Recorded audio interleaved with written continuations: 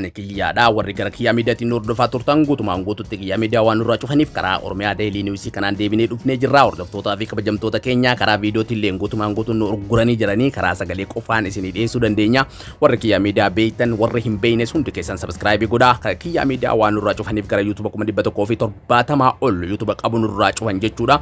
Kanaaf agartee hundi keessan YouTube kana subscribe godhaa, like walii godhaa, share godhaa karaa WhatsApp, karaa Telegram, karaa agartee Messenger fi Facebook irratti share walii godhaa isiniin jechuun barbaada. Jaalalaaf kabajaan akka agartee kaanis nu guddistanii gara 170 nu gootan ammas agartee kan akka nu guddistan abdii guddaa isinirraa qaba jechuudha. Raayyaan miidiyaa kana agartee sagalee Oromoo qabu barbaadu, raayyaan miidiyaa kana sagalee Oromoo cufuu barbaadu, raayyaan miidiyaa kana agartee yaada tokkollee miidiyaa hawaasaa kanarratti akka hin dhiyaanne barbaadu guutumaan guututti YouTube irratti wanni godhee report godhee akkasuma nurraa cufee jira jechuudha karaa YouTube kiyyaa miidiyaa kan jedhuun. Amma immoo karaa Oromiyaa Daily kanaan dhufnee jirra. Kanaaf agartee YouTube kanatti daama subscribe godhaa, maatii keenya daama isin jechuun barbaada. Sagantaa achirratti argachaa turtan guutumaan guututti asirratti ni argattanii yaada garagaraa, reaaktii garagaraatti viidiyoo garagaraa ni argattan jechuu barbaada.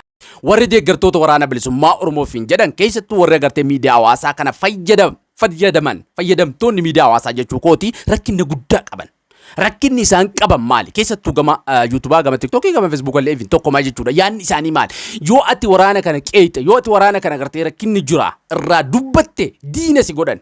Tokkoffarratti yoo ati waraana bilisummaa Oromooti irraa dubbatte diina si godhan tokko kana. Lammaffarratti ammoo waraanni bilisummaa Oromoo kan agartee isaanii qofa godhanii ilaalan.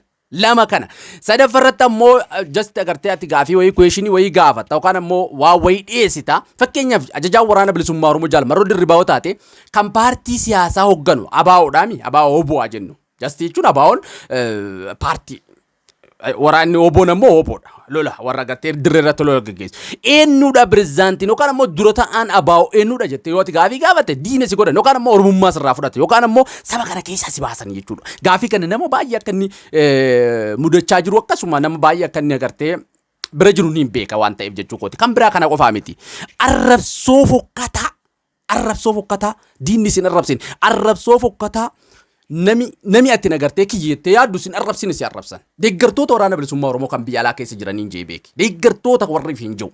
Warra kana maaliif itti ustanii? Warri keessattuu agartee biyya alaa keessa jirtan kan agartee caasaa biyya alaa waraana bilisummaa Oromoo deeggartan maaf itti ustan? Dhiibbaa isaan dhaaba kanarraan gaa jiran, dhiibbaa isaan agartee yookaan ammoo rakkinni isaan dhaaba kanarratti fidaa jirani.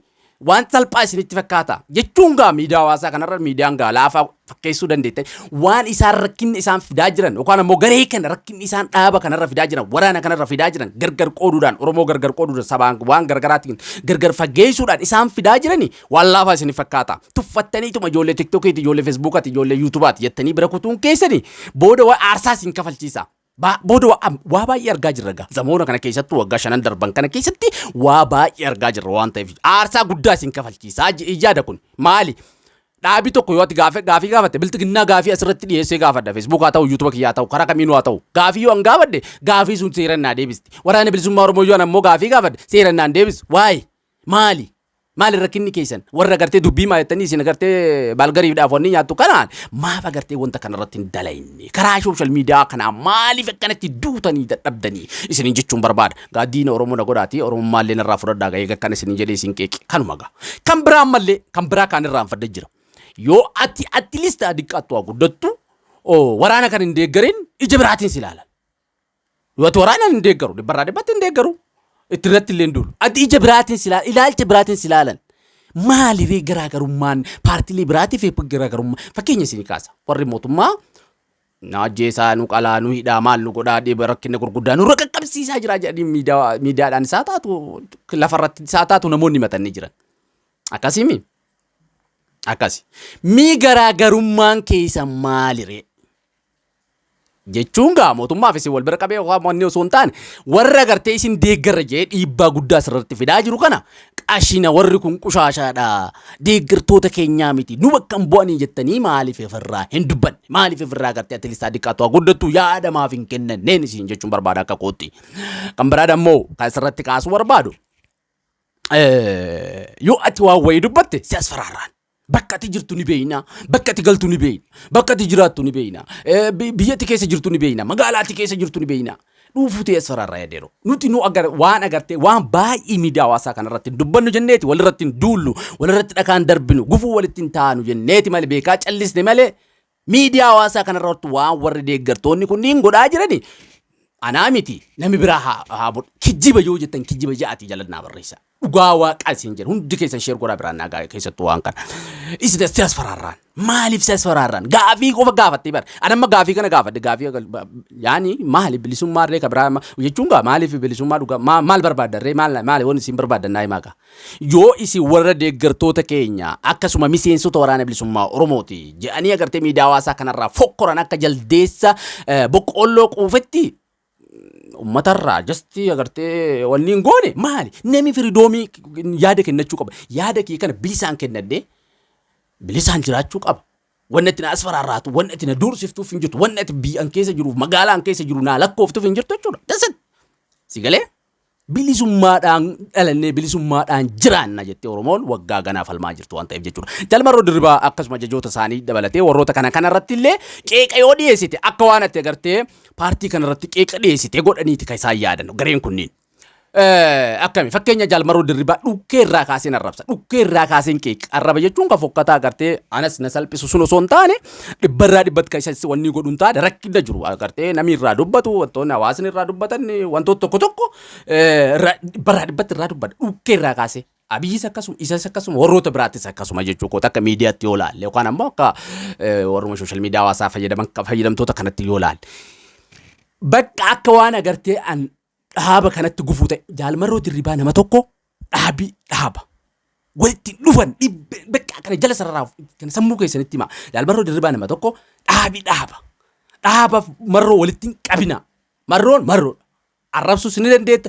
qeequus ni dandeessa faarsuus ni dandeetta akkuma agartee nama wanni garuu dhaaba tokko kabajaa Oromoo waan deeggaruuf Oromoo waan sappoorti godhuuf Oromoo waan itti amanee wanni dhaaba tokko irratti dhakaa darbuu hin dandeettu nama tokko immoo dhukkee irraa kaasuu dandeetta marroos haa ta'u sanyis haa ta'u wanti hunda gammachuus haa ta'u ajajoota hurdaa jechuudha akkuma Abiyyii fi akkasuma Biraanuu Juulallee warroota kanneen illee qeexuu jechuu kooti an kana jechuun barbaada yaanni koo kana warra kana yoo firidoomii hin kennine nama si qeequ yoo ati gartee asfaraarraate nama si qeequ gartee yoo ati doorsifte bakka ati jiraattuuf bakka ati deemtuuf bakka ati ooltu ni beekteetti yoo ati doorsifte what is the difference warra ati qabsuuftuuf yookaan ammoo bilisummaa dhugaa suniif qabsaa jettee dubbatta maalirree garaagarummaani warra biyya bulchuu fi birarummaan kan keeti naa himi tell me dhugaa waaqaa naa himi just tell me kun gaafii guddaa natti ta'e isin akka kootti gaafii guddaa natti ta'e kan biraan tuttuqu kan biraa hin tuttuqu deeggartoota isaanii amala isaanii waliin viidiyoodhaan isin dhiyeessi sagalee isaanii waliin sheer walii godhaa kana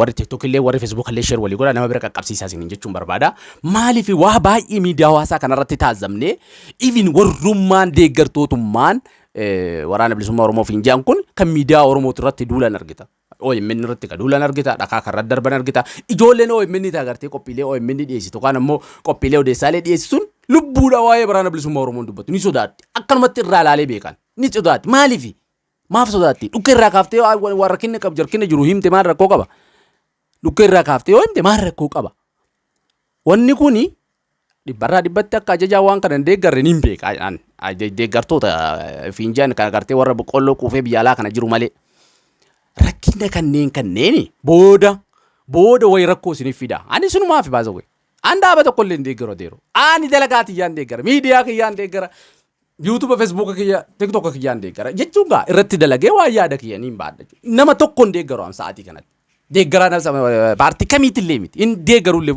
fuuldura kiyya illee hin deeggaru idime hin deeggaru wanni waan bade waan ta'eef hin deeggaru jechuu kooti so ammoo warra kana yookaan ammoo wanta kana nami yoo yaada dhiyeeffate akka diinatti nama godhina warruma dheengadda gartee waliin qabsaa turta warruma dheengadda gartee qabsoo bakka simalee nama biraa miseensi akka keetiin jiru jettanii bakka waliin qabsaa haa turtani amma yoo isin agartee saba biraa goota yoo isin Somaalee goota yoo isin agartee saba Amara biraa goota yoo isin agartee kutaa biraatti wanni gootani diqqoo tokko abbaate diqqoo takkaaf marammaraa isin jechuun barbaada akka yaada kootti diqqoof marammaraa if maramara rakkoo guddatu simbira jira keessattuu paartii teessan keessa waraana bilisummaa Oromoo rakkoo guddatu simbira jira rakkoo guddaa simbira jirtu kana ammoo hawaasa kan keetiif firidoomii kenna akka gaafa duraati kennitetti akka gaafa duraa nami haasa'ee bakka waan agartee jiru as waan agartee dhagaheessa irraa haasa'utti akkasitti firidoomii kenniif siin jechuun barbaada. Miidiyaalee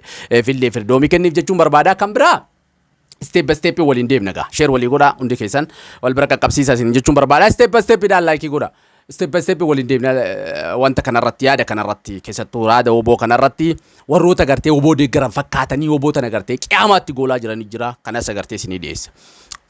Deeggartootuma obooti warri ati jettu wanni isaan haasaa waan biraati. Ajajaa wanni inni haasaa waan biraati. Marroo wanni inni haasaa waan araarati. Nuti nagaa barbaannaa nagaa fi Tanzaaniyaa muummicha ministeera Abiy Ahmedis yookaan ammoo warra bilxiginnaa kana waliin ta'inne jedha. Isaan ammoo warra kana wajjin maali donqoorinatii nagaa nagaye maali deeru maali deeggara yoo taate deeggara bakka deeggara dhugaa ta'e gaa maal taate isa saba kanallee yaada deeggara dhugaallee ta'e waan agartee paartiin kan keetti aman waan hoogganaan kan keetti aman waan dhaabi kan keetti amanan itti amani akkasitti deeggari malee waan sammuu kan keetti fedhii kan kee moo waraana biraa jira.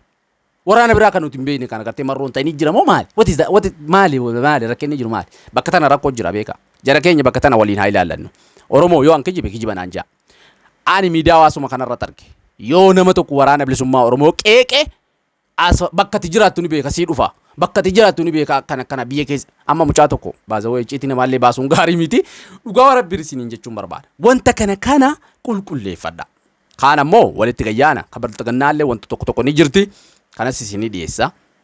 Kawoo boolleen ni jirti. Kawoo boo deeggaran deeggartoota oboo fakkaatee qola wanni muuzii irraa baasee agartee qola wanni fakkaatee gadi dhufee oboo tanarratti illee daameejii ta'aa jiru yookaan ammoo rakkina guddaa ta'aa jiru illee ni jira. Dhugaa jirtu laal qatti godheetiin isin bira isinii kaa. Wantoota garaagaraa akka sirreeffattanii akkasuma yaada garaagaraa kan amma isinii dhiyeesse kana akka guutumaan akka sirreessitan abdii guddaan qabaa yaadota agartee kana kanneen dhiyeessuun dirqama keenya yaada bilisaan dhiyeeffachuun bareedaadha. Nama agartee nama tokko yoo inni yaada dhiyeeffate nama farrajoo osoo hin taane agartee yakkamaa nama godhoo osoo hin taane balleessaadhaaf nama wanni godhoo osoo hin taane yaada jiru sun wantoota agartee dhugaan agartee jiru suni wanni dubbatanii yookaan ammoo waan jiraa kana furuun dirqamaa jechuun barbaada. Wantoota kanarratti ajoon dabalatee warroonni kunniin akka sirreessitan abdii guddaan qabaa jechuudha. Keessattuu warra miidiyaa hawaasaa kanarratti dubbatan yookaan ammoo garee miidiyaa hawaasaa kanarratti dubbattu kan biraa ammoo akkuma agartee reeftan isinii kaasa hundiyyuu rakkina guddaa qabaa jechuudha. Laayikii godhaa, sabskiraayib godhaa, sheer walii godhaa isinii jechuu barbaada. Walitti deebinaa nagaa waaqaa keessanaa olaa nagaa bulaa nagaatti.